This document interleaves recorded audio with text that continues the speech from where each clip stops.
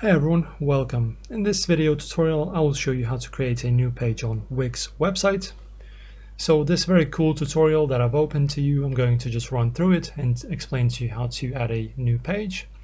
So let's scroll down. So starting to add a new page, click on Pages menu, so Site menu, press on it, then click on Add Menu Item, so Add Menu Item right over here. Select New Page right here. Select either a blank page or a template. Add a black page, click plus black page at the top left, right over here. Enter the new page name in the Pages panel and click Done. After that you can start designing the new page to your liking.